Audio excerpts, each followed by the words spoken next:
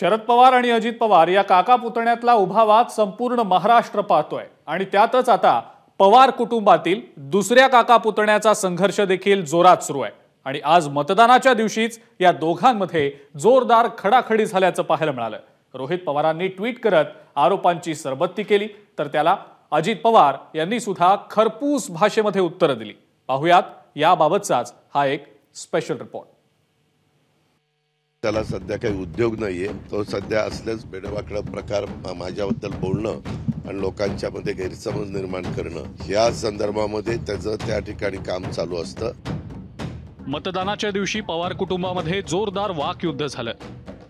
आतापर्यंत कधीच न अनुभवलेली अजित पवार आणि रोहित पवारांची आक्रमकता बारामतीकरांनी मतदानाच्या दिवशी अनुभवली। काका पुतण्यांनी एकमेकांवर वैयक्तिक पातळीवर जात आरोप प्रत्यारोप केले। रोहित पवारांनी एक ट्विट करत याची सुरुवात केली।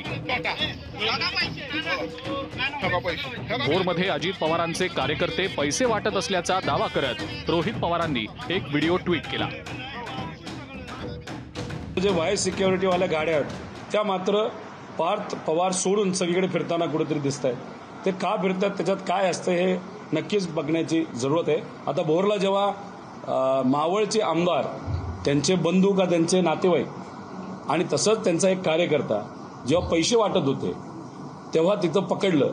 आता तिथं पोलीस उभे होते, पोलिसांनी काही केलं नाही, गाडी मात्र फोडली आणि पैसे आता कुणी पोलिसांनी नेले का कुणी नेले बघावं लागेल। आता ही माझी गाडी आहे, गाडीमध्ये मी तुमच्याशी बोलत असताना कोणीतरी तिथं 500-500च्या 2-4 नोटा टाकल्या आणि लगेच शूटिंग घेतलं की तुम्ही म्हणणार अजित पवारच्या गाडीत नोटा सापडल्या। हे तिथे अजून त्या गाडीचं पण काहीतरी उदाहरण भोरमध्ये दाखवलेलं आहे। हे सगळे प्रकार आहेत। निवडणूक आयोग आहे, पोलीस यंत्रणा आहे, बाकीची यंत्रणा आहे, त्यांनी याच्याबद्दलची चौकशी त्या ठिकाणी करावी। रोहित पवारांनी काटेवाडी गावातलाही एक व्हिडिओ ट्विट केला। काटेवाडीमध्ये पैसे वाटप होत असल्याचा आरोप रोहित पवारांनी केला।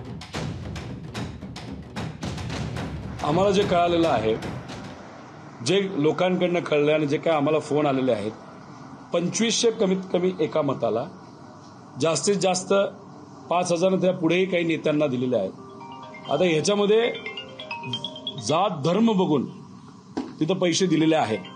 तुम्ही कुठल्या वस्तीवर आहात, तुम्ही कुठल्या झोपडपट्टीमध्ये आहात, तुम्ही झोपडपट्टीमध्ये राहत असाल तर सगळ्यात कमी 2500, तुम्ही जरा बऱ्या घरीमध्ये राहत असाल, तुमच्याकडे गाडी असेल, मोटरसायकल असेल तर तुम्हाला मग 5000 रुपये।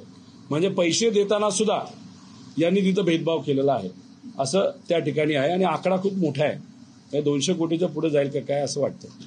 ज्यांचा व्हिडिओ आहे, आपण एवढे मला अगदी प्रेमाने भेटायला इतका तास थांबलेला आहात, तर त्याच्याऐवजी काटेवाडीमध्ये जाऊन ते कोण आहेत त्यांना विचारलं असतं किंवा हे कशा करता झालंय, ते कधी झालंय, ते आत्ता झालं का 10 दिवसापूर्वी झालं का 5 दिवसापूर्वी झालं, याची शहानिशा करा ना। त्यानंतर रोहित पवारांनी आणखी एक व्हिडिओ ट्विट केला। ज्या व्हिडिओत वेल्हे गावातील पुणे जिल्हा मध्यवर्ती बँक रात्रीच्या सुमारास सुरू असलेलं दिसतंय। बँक रात्री 1 वाजता ही का सुरू ठेवली असा सवाल रोहित पवारांनी विचारला। बँकेतून पैसे वाटप केल्याचा आरोपही त्यांनी अजित पवारांवर केलाय। सामान्य लोकांना पीडीसीसी बँक आणि बारामती बँकेतून 500 रुपये मिळत नाहीत, मग त्याचा अर्थ त्या पैशाचा कुठेतरी वापर होतोय। आता सामान्य लोकांना 5 पर्यंत बँक चालू असते, आता इथं 1 पर्यंत चालू, आणि त्याच्यात ते काम करत होते, पण ते कशाचं, तर पैसे वाटपाचं काम कुठेतरी केलं जात होतं असं लोकांचं मत आहे। आणि मग तिथून पैसा लोकांपर्यंत जायचा, तो तिथं दिला जायचा असं लोकांचं तरी मत तिथं झालेलं आहे। एकतर वेल्हा तालुक्यातल्या पुणे जिल्हा मध्यवर्ती सहकारी बँक, तो जो काही आरोप करतो त्यामध्ये माझ्या माहितीप्रमाणे बँकेमध्ये सीसीटीव्ही कॅमेरे असतात, तर रात्री सीसीटीव्ही कॅमेरेमध्ये चेक करावं कालच्या तारखेला जेव्हा त्याने आरोप केलेला आहे की बँक खरंच उघडी होती का, उघडी असली तर किती वाजता उघडी होती, कोण त्या बँकेत आलं होतं, काय होतं। तो सोशल मीडियामध्ये इतका पोहोचलेला आहे रोहित की तो असं काहीतरी वेगळं दाखवून हे बाईट हे कालच्याच आहेत, हे परवाच्याच आहेत असं पण दाखवायला तो मागं पुढं बघणार नाही। त्याच्यामुळे त्याला सध्या काही उद्योग नाहीये, तो सध्या असलेच बेडवाकडा प्रकार माझ्याबद्दल बोलणं आणि लोकांच्या मध्ये गैरसमज निर्माण करणं। एक मिनिट, ह्या संदर्भामध्ये त्याचं त्या ठिकाणी काम चालू असतं. अजितदादा जेव्हा मतदानाला आले तेव्हा त्यांच्यासोबत त्यांच्या आई आशा पवार या देखील उपस्थित होत्या. आशा पवारांनीही अजित पवार यांच्यासोबतच मतदान केलं. यावरूनही रोहित पवार, श्रीनिवास पवार आणि अजित पवारांमध्ये चांगलंच वाक्युद्ध रंगलं. माझी आई कोल्हापूरला नव्हती. माझ्या एका नातेवाईकाचं पुण्यामध्ये रिसेप्शन होतं, लग्न होतं. जगदाणे म्हणून माझ्या आत्या आहेत, त्यांच्या मुलाचं. त्या कार्यक्रमाच्या करता माझी आई पुण्यामध्ये होती. परंतु मी पुण्यात मध्ये गेलो होतो त्यावेळेस ती मला म्हणली होती, अजित मी तुझ्याबरोबर मतदानाला येणार आहे, तू मला मतदानाला घेऊन जायचं. आणि ती सहयोगला आलेली होती. सहयोगवरून मी सुनेत्रा आणि आई इथं आलेलो आहे. आईचा मला आशीर्वाद आहे, आईचा मला पाठिंबा आहे, कारण शेवटी ती माझी आई आहे. 1.5 महिना झाला काकींबरोबरचा फोटो मी काही बघितला नव्हता.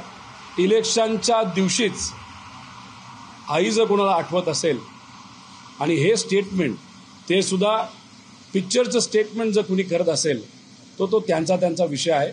पण मी काकींचं स्वागत करतो. वय आणि आजारी असताना सुद्धा मतदानाचा हक्क त्यांनी बजावला. मी त्याच्यामध्ये मताला गेलो होतो त्यावेळेस माझ्याबरोबर माझी आई होती.